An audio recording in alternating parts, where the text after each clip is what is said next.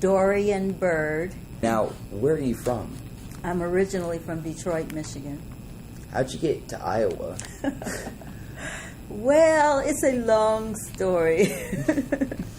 Actually, I had taken a job I was living in New York City, and I took a job in Omaha, Nebraska, at a residency there, and ended up staying there for 4 years.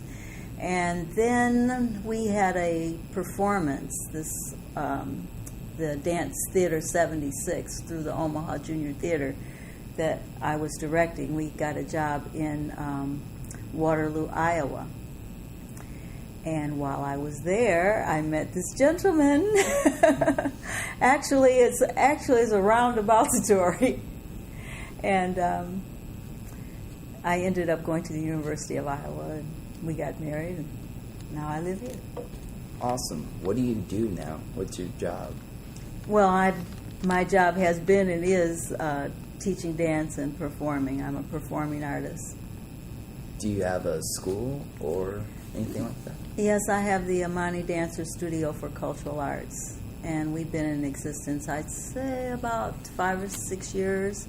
But the Amani Dancers, which is a company that I founded in the mid-'80s, we've been around for quite a while, and we've had many different groups. So, what's your dancers? What are they like? Are they guys and girls, or different we have kinds? had some guys. Right now, we're primarily a female company. Seems like, especially out here, you find that there's more women dancing than men. Although when I went to school, most of my teachers were men. And was there like a cultural clash when you came here from Detroit? A cultural class? Clash. Like, did it shock you? Was there anything different from Detroit that was here from Iowa? Well, I wouldn't call it a shock because I've been in a lot of different types of environments, but it's definitely a different kind of place. Everything is a lot more low-key. I grew up in Detroit, Michigan, and then moved to New York City to continue my dance education. And as I said, I got a job performing not performing, but running this dance company. And it's a much slower pace, but it's not devoid of the arts here. There's a lot going on. There's a lot of really talented people here. So I have not been starving for the arts by no means. There's many places, University of Iowa, where I did my graduate work. They have an excellent dance program there. And there's right here in the Quad Cities where I reside, there are many different schools here. You don't get the variety of dance, of course, but as more people are moving into the area, we have a lot more to offer now. When did you start to dance? I believe that I started dancing before I was born, when I was in my mother's womb. I like to think that all that reaching and stretching against the body and that the rhythm of the heartbeat is, our center. Yeah. And that we already had that drum beat inside. And so I say that I was dancing before I was born. That's cool. And then when I was a little girl, I didn't have formal dance classes until, I'd say about 10 or 11 years old. We had a recreation center, and I got my first dance classes there. I did a little bit of tap and a little bit of ballet, but I think that may have planted a seed. And my dad, he was always playing the piano. He would play boogie-woogie music at home. And he loved music, so he introduced us to all kinds of music. He had all kinds of music collections.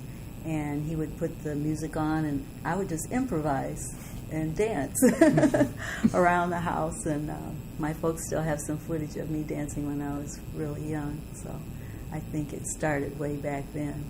Although my dad, he has 2 left feet. My mom, she could always dance.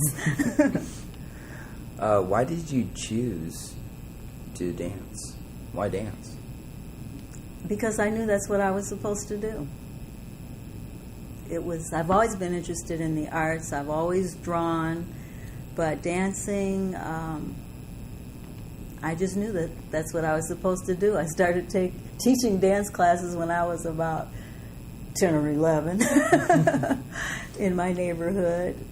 We would put on shows, and most of them were dance shows. Did you ever go to school for dancing? Oh, you mean formal school, like college or Yeah. local dance studios? Mm-hmm. Actually, in Detroit, Michigan is really unique because they were some of the first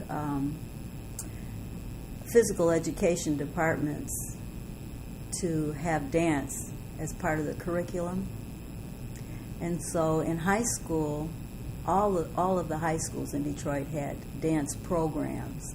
And we had all-city dance, just like we might have, you had all-city band or orchestra or whatever like that. So we would, those that were really into dance, you had to audition. We would have our all-city dance club meetings, and then every high school had a dance club, and I was very active in that. So that's where I really started dancing, was in high school.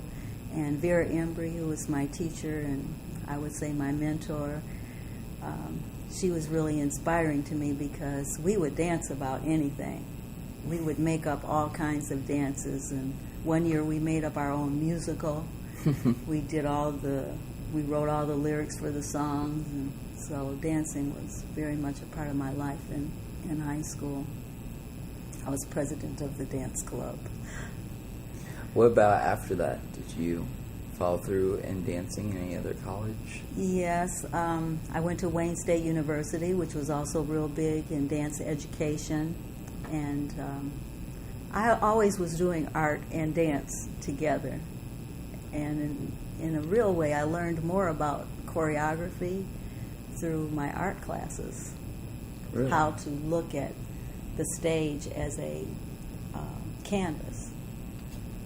So that was very influential for me as an artist, as a choreographer.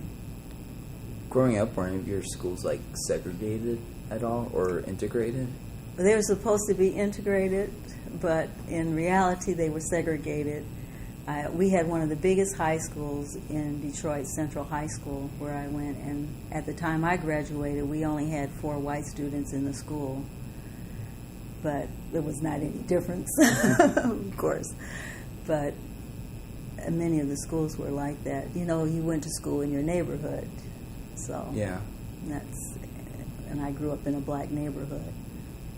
Do you have any stories that were like something that was just like tough to go through any part of your life? Oh,